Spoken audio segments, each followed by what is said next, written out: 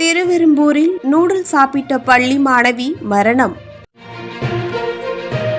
திருவெரும்பூர் அருகே உள்ள அரியமங்கலத்தில் ஆன்லைனில் நூடுல்ஸ் வாங்கி வீட்டில் சமைத்து சாப்பிட்ட +1 மாணவி பரிதாபமாக உயிரிழந்தார்.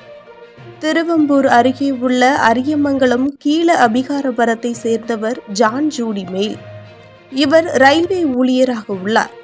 இவரது மகள் ஜான் ஸ்டெஃபி ஜாக்குலின் மெயில்.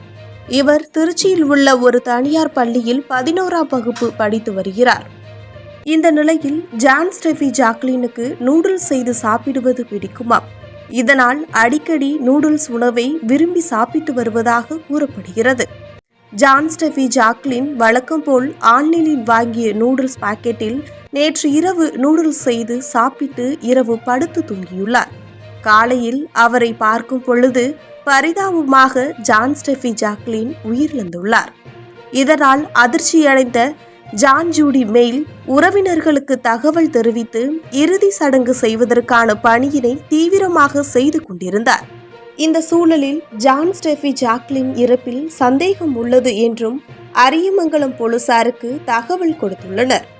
அதன் அடிப்படையில் அரியமங்கலம் போலீசார் சம்பவ இடத்திற்கு விரைந்து வந்து ஜான் ஸ்டெஃபி ஜாக்லின் உடலை கைப்பற்றி பிரேத பரிசோதனைக்காக திருச்சி அரசு மருத்துவமனைக்கு அனுப்பி வைக்க முயன்ற பொழுது ஜான் ஸ்டெஃபி ஜாக்லின் உறவினர்களுக்கும் போலீசாருக்கும் இடையே வாக்குவாதம் ஏற்பட்டது.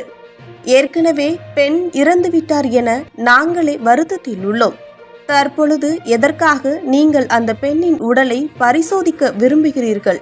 எங்களை நிம்மதியாக அடக்கம் செய்ய விடுங்கள் என அவரது உறவினர்கள் போலீசாரிடம் வாக்குவாதத்தில் ஈடுபட்டுள்ளனர். ஆனால் போலீசார் தங்களுக்கு புகார் வந்துள்ளது, அதன் அடிப்படையில் நாங்கள் உடலை பிரேத பரிசோதனை செய்த பிறகுதான் கொடுக்க முடியும்.